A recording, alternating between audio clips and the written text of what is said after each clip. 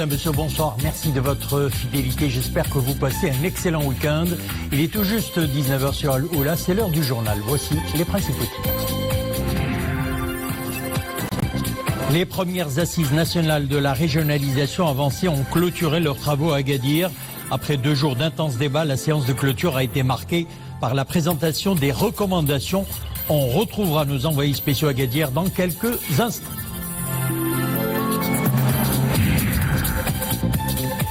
Focus sur la filière pommière dans la province de Middelburg. Elle génère un chiffre d'affaires annuel dépassant le milliard dirhams.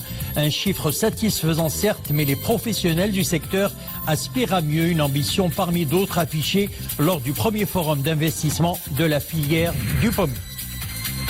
Et puis en fin de journal, il sera question de haute couture. Hanan Rzouani et Aziz Bekaoui, 2 stylistes marocains de haute facture qui ont brillé par leur création à Amsterdam. Une somptueuse collection de sacs et d'accessoires sublimés. C'était lors d'un défilé tenu devant un parterre conquis de Néerlandais.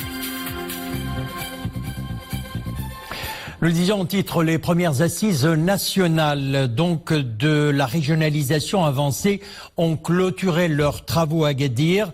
Après 2 jours d'intenses débats, la séance de clôture a été marquée par la présentation des recommandations. Alors, sans plus tarder, on retrouve notre envoyé spécial à Agadir, Iman Ablou. Bonsoir.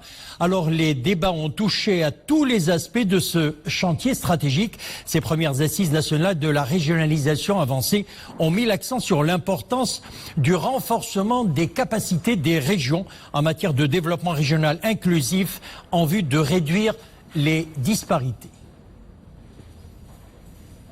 Bonsoir Bouker, bonsoir à tous. Merci de nous rejoindre pour ce direct depuis Agadir où s'est clôturé ce matin le tout premier colloque national sur la régionalisation avancée. Une deuxième journée, comme vous le disiez Bouker, marquée par une série de recommandations émises par les participants en séance de clôture pour relever les défis de la compétitivité, de la démocratie participative, de l'absorption des inégalités spatiales et territoriales. 15 recommandations au total ont été formulées au bout de 2 jours d'intenses débats.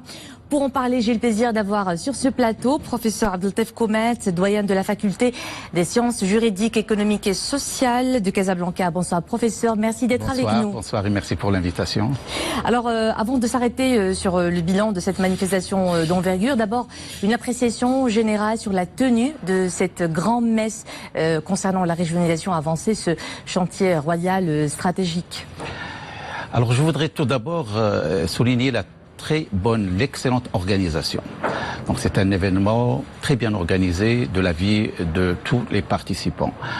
La deuxième chose marquante, c'est en fait l'engagement de tous les acteurs, quelle que soit leur appartenance politique, quelle que soit leur fonction. Dans ce projet, on a noté un engagement et un penchant beaucoup plus pour l'avenir. C'est-à-dire aujourd'hui, ce projet est adopté par tous les acteurs ici présents comme un projet structurant, comme un projet stratégique pour le développement socio-économique de notre pays. Et puis, bien évidemment, le troisième constat, c'est l'esprit positif. Les participants sont venus beaucoup plus avec des recommandations de manière à capitaliser un peu sur ce que nous avons vécu ces 4 dernières années et mieux construire l'avenir. Et donc c'était, bon, vous avez parlé de 15 recommandations, mais ce sont des recommandations générales. Mais il y en a des centaines de recommandations. Il va y avoir un rapport très synthétique qui va constituer certainement une feuille de route pour les prochaines années. Et voilà, on s'arrête sur ce bilan dont ce sujet réalisé avec Mehdi Mourine, Abdelil Cheb, Amin Amouri, Hassan Silla. Après 2 jours de réflexion, place à l'action. La grande messe de la régionalisation avancée dessine les contours de la prochaine étape, celle de la concrétisation et la consécration de la démocratie participative et de la bonne gouvernance. Des pistes se dégagent, objectifs, atteindre la justice spatiale en vue de réduire les disparités territoriales et sociales. Les principales recommandations intéressent plusieurs domaines: le développement économique, les finances, la déconcentration, la démocratie participative, les compétences des régions et le nouveau modèle de management de l'administration. Autre recommandation, la nécessité pour les régions d'adhérer à la mise en œuvre du nouveau système de gestion de budget pour une meilleure gestion de la chose locale. Il est attendu que les régions elles-mêmes développent leurs propres ressources. C'est ça ce qui est attendu. Et la dynamique qui s'enclenche à partir de la région devrait contribuer au développement global du pays. Des problématiques certes importantes se posent, le financement, les ressources humaines, l'intercommunalité, c'est-à-dire la coopération, le partenariat, la contractualisation. La démocratie participative, autre levier d'une importance capitale pour ce chantier stratégique. Des propositions sont ici formulées. Elles émanent notamment des représentants de la société civile. Il faut prévoir un budget nécessaire pour le fonctionnement des commissions consultatives de la région. Il faut aussi faire participer les associations dans tout le processus du développement, ça veut dire dans le plan de développement, dans la mise en œuvre, dans l'évaluation, dans la mise en place, etc. Un appel est également lancé pour la concrétisation de la charte de déconcentration, pierre angulaire dans l'édifice de la régionalisation avancée et mécanisme vital pour un développement intégré, inclusif et durable. Un bilan positif ressort donc de ce premier colloque sur la régionalisation avancée. Alors on retient beaucoup de points. Le renforcement des mécanismes de planification territoriale, la consécration de la justice spatiale et la contractualisation, mais aussi le transfert des compétences et bien d'autres recommandations qui émanent de cette grand-messe de concertation. Professeur, une première lecture de ces conclusions. En fait, c'est des conclusions qui répondent à un besoin réel. Aujourd'hui, on peut considérer que les 4 dernières années, c'était une période de construction d'un projet structurant pour l'avenir du Maroc. Et il y a un certain nombre de progrès sur lesquels on capitalise, mais il va falloir encore accélérer pour justement arriver à l'objectif escompté. Alors, en fait, ce qui a été retenu, c'est qu'il y a déjà une dynamique. Il y a des projets qui sont initiés au niveau des régions. Il y a également de la structuration qui est en cours sur le plan humain, notamment constituer des équipes de travail, déléguer certaines responsabilités à des agences de réalisation de projets, les AREP, et également tout un processus aujourd'hui en matière de financement qui est en fait une répartition de responsabilités entre l'État qui met à la disposition des régions un certain nombre de ressources financières qui aujourd'hui sont estimées à 10 milliards de dirhams à l'échéance 2021, un transfert d'une partie des impôts en fait perçus par l'État, de l'impôt sur les sociétés, sur le revenu, une partie sur les taxes d'assurance. Mais ce qui est demandé, c'est que les régions puissent générer des ressources supplémentaires à travers, bien sûr, tout ce qui est travail avec des organisations, des bailleurs de fonds nationaux et internationaux, à travers également le développement des partenariats privés-publics. Et tout cela suppose une certaine imagination, créativité et innovation, mais surtout de disposer des compétences humaines en mesure d'initier ce genre de démarches, qui sont des démarches managériales très avancées. Et justement, vous avez participé à l'atelier consacré au financement, donc qui était l'un des grandes thématiques de ce colloque en général. La deuxième et dernière journée de ce colloque était marquée par la programmation de 3 ateliers sur les compétences des régions, la démocratie participative, la nécessité d'évoluer vers un nouveau modèle de management territorial. Avant de continuer, professeur, je vous invite, à vous aussi, chers téléspectateurs, de suivre ce sujet qui restitue un peu les temps forts de ces 3 ateliers. Un sujet réalisé avec Amina Amouri, Hassan Sila, Mehdi Mourine et Abdillah Lechab. Une deuxième journée, tout aussi intense en échange, 3 ateliers au programme et un éventail de préoccupations. Ici, un des grands enjeux de la régionalisation avancée est sous la loupe, les compétences des régions. Cet atelier, c'est l'un des plus importants ateliers de cette journée. Il concerne le renforcement des capacités et les ressources humaines et surtout quel cadre peut-on adopter pour attirer des compétences pour les régions pour qu'ils puissent remplir leur rôle dans le cadre de la régionalisation avancée. Le phasage de ce transfert de compétences, c'est un énorme chantier qui devrait se faire dans le temps. Ça a démarré dans les années 60 au Maroc et on a expliqué comment est-ce que sur les années 60, 70, 80, est-ce que ce transfert de compétences vers la régionalisation avancée a pu être fait. En deuxième lieu, les expériences à l'étranger, que ce soit en Espagne, en Allemagne, qui est une fédération où ces compétences-là sont beaucoup plus évoluées et avancées. Autre atelier, autre débat. La gouvernance financière, la contractualisation et l'élaboration d'un nouveau modèle de management. Là encore, les propositions ne manquent pas et les participants font preuve d'innovation. Parmi les pistes d'avenir, il y a évidemment la démocratie participative locale, qui est le thème de l'atelier de ce matin. C'est vrai que le Maroc a des textes très intéressants, la Constitution, les lois organiques en matière de démocratie participative. Ensuite, il faut que ça se traduise au niveau des régions. Et l'idée, c'est de voir comment on pourrait mettre en œuvre de manière un peu plus dynamique, en tout cas, cette démocratie participative. La concrétisation du chantier de la régionalisation avancée passe aussi par la coopération. À ces premières assises du genre, des pistes de coopération se dégagent, notamment dans le segment sud-sud. Il est tout à fait naturel pour nous de regarder beaucoup plus vers le sud et d'aller demander à nos amis, essayer de convaincre nos frères pour qu'on puisse développer et encourager une coopération sud-sud. La régionalisation avancée, nous l'appelons la décentralisation poussée. Elles vont dans le même sens et je voudrais dire que depuis 4 ou 5 ans, les régions du Maroc expérimentent plus d'autonomie. C'est quelque chose qui nous intéresse en tant que pays organisé en région également.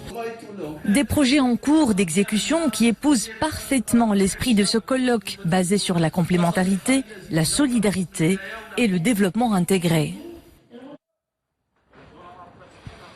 Professeur Koumat, nous venons de le suivre, ce tour d'horizon de 3 ateliers qui étaient programmés ce matin et qui ont diagnostiqué une série de contraintes, à leur tête le transfert des compétences, les modes de gestion territoriale. Comment y remédier? Que préconisez-vous, professeur?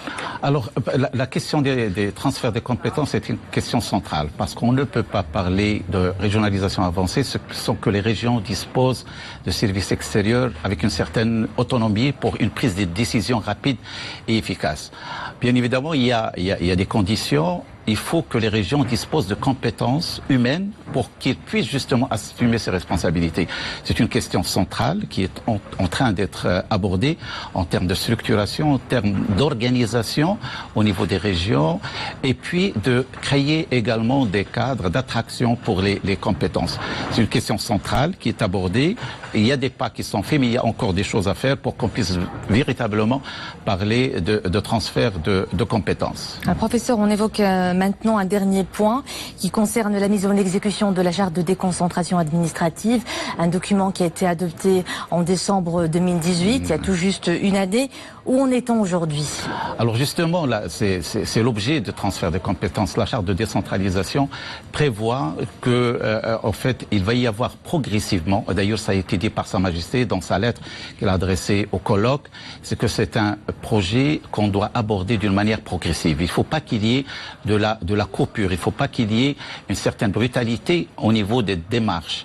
Parce que tout cela suppose un certain apprentissage, une certaine organisation. Alors la charte, bien sûr, le texte, il est là, mais le passage, en fait, du texte à l'acte, c'est ce qu'on est en train de vivre, qui suppose un certain nombre de démarches d'organisation, de formation, et c'est ce qui est en train d'être fait, et ça a été l'objet, un des thèmes centraux traités par ce colloque, et on espère que l'avenir, les choses vont avancer d'une manière plus accélérée, plus efficace. Et là aussi, le mécanisme de la contractualisation a une valeur ajoutée dans ce processus. Oui, très bien. La notion de contractualisation est fondamentale sur tous les plans, parce que tout d'abord, le rôle de l'État, il faut qu'il soit gardé, préservé, avec des attributions précises. Le rôle des régions également, il doit être précis avec des attributions également claires. Mais tout cela suppose une certaine contractualisation entre les deux parties. Lorsqu'on dit contractualisation, il y a également bien sûr la question de l'évaluation et la question de l'atteinte des objectifs et de la performance. D'où ces notions d'aller vers un autre type de management. Un management qui est basé sur la planification. D'ailleurs, aujourd'hui, les régions sont censées procéder par planification à moyen et long terme de leur projet. Ils sont également censés faire une évaluation des rendements de ces projets et bien sûr leur impact réel sur la population. D'où bien évidemment cette thématique également centrale qui est d'aller vers un management beaucoup plus moderne, beaucoup plus responsable. Et c'est ici que s'achève ce direct depuis Agadir. Agadir qui a abrité, je rappelle, le premier colloque sur la régionalisation avancée. Merci à vous, professeur Abdeltef Koumet. Je rappelle que vous êtes doyen de la faculté des sciences juridiques, économiques et sociales de Casablanca. Merci d'avoir été avec nous et merci à toute l'équipe qui nous a accompagnés pendant ces 2 jours depuis Agadir. Merci à vous de nous avoir suivis. On retrouve tout de suite Boubkar Ben Rablis pour la suite du journal. Bonsoir. Merci Imen. On passe à présent au dossier Sahara marocain. Le Parlement paraguayen adopte une nouvelle résolution d'appui à l'initiative marocaine d'autonomie. La résolution souligne que l'initiative marocaine d'autonomie est la seule et unique base crédible et sérieuse pour une solution définitive dans le cadre de la souveraineté du Maroc et de son intégrité territoriale. La Chambre des députés paraguayenne, qui cite l'Algérie en tant que partie aux différends au même titre que le Maroc, s'est félicité que le Royaume continue de prendre des mesures et des initiatives en faveur de la consolidation des droits de l'homme. Veto russo-chinois au Conseil de sécurité, un projet de résolution de l'Allemagne, de la Belgique et du Koweït, étendant d'1 an l'aide humanitaire transfrontalière de l'ONU à 4 millions de Syriens que Moscou veut réduire drastiquement. Les 13 autres membres du Conseil ont voté en faveur du texte. Il s'agit du 14e veto de la Russie sur une résolution concernant la Syrie depuis le début du conflit en 2011. Principal soutien du régime syrien, Moscou estime que Damas a repris depuis 1 an suffisamment de contrôle dans le pays pour assurer le transfert de l'aide humanitaire internationale à partir de son territoire. En Inde, nouvelle manifestation contre la loi sur la citoyenneté. Les manifestations s'étendent à la capitale de l'État du Tamil Nadu au sud et à Patna dans l'État de Bihar à l'est. Les troubles ont fait une vingtaine de morts. Les manifestations ont débuté il y a 10 jours contre la loi sur la citoyenneté qui est jugée comme discriminatoire à l'égard des musulmans. Adoptée le 11 décembre par le Parlement indien, elle facilite l'obtention de la citoyenneté indienne pour les réfugiés d'Afghanistan, du Bangladesh, du Pakistan, à l'exception des musulmans. Et puis en France, les mouvements de grève bloquent le pays. Le blocage des transports contrarie les nombreux visiteurs de la capitale française. Entre improvisation et débrouille, les touristes sont forcés de faire avec quelques jours des fêtes de Noël. De l'aéroport au centre de Paris et dans l'autre sens également, c'est le parcours du combattant. Pour aider les commerçants et artisans impactés par la grève, la mairie de Paris a d'ailleurs débloqué une aide de 2,5 millions d'euros. Retour chez nous à présent et on va parler agriculture. Focus sur la filière pommière dans la province de Midelt. Une culture à forte valeur ajoutée. Elle génère un chiffre d'affaires annuel dépassant le milliard de dirhams. Un chiffre satisfaisant certes, mais les professionnels du secteur aspirent à mieux. Une ambition parmi d'autres affichée lors du premier forum d'investissement de la filière du pommier. Ahmed Fadeli, Nesrine Aouzdar. Avec des vergers centenaires dont la superficie dépasse les 130 000 hectares et une météo très favorable, la pommiculture trouve un terrain fertile à Midelt. Résultat, une production très prolifique et un business model local réussi. Chiffres à l'appui, ce forum dresse le bilan d'une filière qui se porte plutôt bien. Depuis la mise en œuvre du plan Maroc vert, la superficie des terres cultivant la pomme a connu une augmentation considérable. Elle est passée de 8 000 à 16 000 hectares. Même tendance haussière côté production et s'élève désormais à 440 000 tonnes. La filière est également fortement génératrice d'emplois, avec une jeunesse d'environ 2,5 millions de journées quotidiennes de travail. Capitaliser sur les acquis donc, mais aussi et surtout tracer les contours d'une nouvelle feuille de route pour une pleine expansion de la filière, car quelques difficultés subsistent. Ces obstacles concernent essentiellement la valorisation et la promotion de la filière. Si nous sommes réunis aujourd'hui, c'est justement pour réfléchir sur les moyens efficaces pouvant nous aider à surmonter ces problèmes, notamment le renforcement du soutien étatique et la restructuration de la chaîne de vente. Si la production est au rendez-vous, la commercialisation de la pomme à Midelt demeure effectivement rudimentaire. Faute d'unités de stockage, l'élevage, la majorité des agriculteurs ont recours à la vente sur pied avec des prix très dérisoires. L'événement aspire à les aider à rattraper justement ce grand manque à gagner.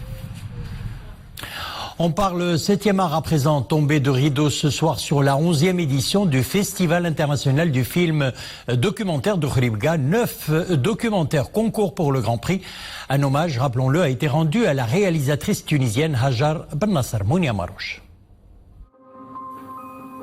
La ville de Khribga promeut la culture de l'image à travers des festivals de cinéma, dont celui du film documentaire. Cette année encore, il fait la part belle à 9 films documentaires arabes et internationaux qui illustrent les innombrables facettes du monde et engagent des réflexions sur l'utilisation de l'image dans la société. Ce festival revêt une portée éducative, culturelle et sociale importante. Il vise également à mener une réflexion avec les spectateurs sur les grands thèmes de la société. Je suis très heureuse d'être aux manettes du jury de cette édition. C'est également un grand honneur pour moi d'échanger avec les producteurs et les réalisateurs, ainsi que le public marocain. Le moment fort du festival, c'est la cérémonie d'hommage rendue à ceux et celles qui n'ont cessé de promouvoir la culture de l'image, de la connaissance et du savoir artistique. Je suis très heureux d'être honoré à Khribga en tant que poète marocain. Le festival de Khribga s'impose comme un rendez-vous incontournable pour ceux qui souhaitent créer, produire ou voir des films du cinéma du réel. Hanan El-Ghazouani et Aziz Bekkaoui, 2 stylistes marocains de haute facture. Ils ont brillé par leur création à Amsterdam, une somptueuse collection de sacs et d'accessoires sublimés lors d'un défilé tenu devant un parterre conquis de Néerlandais. Récit Myriam El-Messi. Des sacs et accessoires, tout droit sortis d'un patrimoine architectural ancestral, sur un vestiaire dans l'air du temps. Un combo atypique signé Hanan El-Ghazouani et Aziz Bekkaoui. Ce défilé se démarque par la fusion entre mes créations et celles de Aziz, 2 influences aux antipodes que nous avons essayé d'assembler dans cette collection avec un hommage rendu au savoir-faire d'exception de nos couturiers.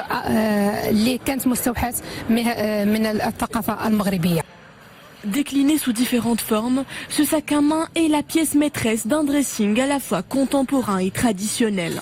Un accessoire inspiré de l'art du zélige marocain qui séduit par son intemporalité les fins connaisseurs de la sphère mode néerlandaise.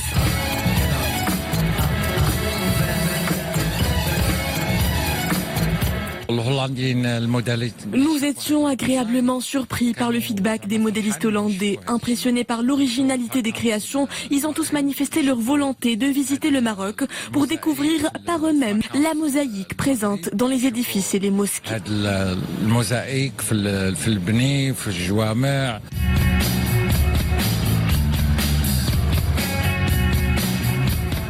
Une succession de looks se surpassant d'originalité, vedette du prestigieux podium Masters of Luxury d'Amsterdam. Un franc succès que se taille cette collection sobre et élégante, ou quand la mode s'inspire de l'architecture. Et on referme le journal sur la nuit des galeries, tout comme plusieurs autres villes du royaume. La 14e nuit des galeries a également concerné le Grand Casablanca. Quelques expositions individuelles, mais aussi collectives, étaient donc inscrites à ce programme nocturne. Notre équipe a même pu y faire la découverte in extremis d'un tout nouveau talent plein d'avenir. On découvre tout ça dans ce reportage signé Mohamed Chikir, Reja Fidja et Dominique Orlando. Comment ne pas débuter cette toute première nuit hivernale sans aller se blottir quasiment à l'improviste en la chaleureuse galerie de Monsieur Hussein Tellal. Tout à l'intérieur respire l'effervescence artistique, intellectuelle et tellement généreuse comme cette dédicace qu'il nous a gentiment accordée en signe de bienvenue. La galerie existe depuis 1982 grâce à Chaibia qui a créé cette galerie. Et donc, nous avons fait une galerie comme dans une maison. Donc, ce n'est pas un espace vide. Alors, on est entouré par quelques-unes de vos œuvres ici. On a l'impression qu'elles sont assez récentes. Est-ce que je me trompe? Elles sont récentes. Ce que je viens de travailler, j'ai toujours peint que des femmes. Je n'ai jamais peint et les enfants. Donc, je n'ai jamais peint les hommes. Je trouve qu'une femme est mieux dessinée qu'un homme. Mais telle une loi immuable et donc inexplicable après qu'il nous fut donné de vivre une émotion forte et noble, combien grande fut notre surprise de constater les portes closes dans un nombre trop élevé de galeries, pourtant inscrites au programme élaboré par le ministère de la Culture à l'occasion de cette 14e nuit des galeries. En fait, seuls les lieux d'exposition dont c'était ce 20 décembre, le jour du vernissage, étaient partie prenante. Écoutez, je suis contente de participer avec des artistes. Ça me permet de voir les différentes peintures très variées des artistes marocains. Je travaille sur des symboles. Je peux vous dire par exemple concernant le tableau bleu, c'est un petit peu, il symbolise un petit peu, c'est la paix. Malgré nos différences, quelle que soit leur nature, on partage tous la terre, le ciel et tout ça, et on doit être en paix. Aujourd'hui, on parle beaucoup sur le problème des femmes, n'est-ce pas? Mais je suis très heureux d'être ici parce que on voit que de la joie à travers ces peintures, ces couleurs. Et je dis aux femmes, bravo, continuez dans cette joie. Une femme encore toute jeune, elle est effectivement et d'un revers de crayon, littéralement illuminée cette nuit des galeries par sa franche spontanéité, sa liberté totale et aussi par la jolie mélodie de sa toute première exposition présentée actuellement à la galerie Mine d'Art de Casablanca. Elle s'appelle Zineb Benanis Mires. Nous vous en ferons le portrait demain dimanche, très probablement.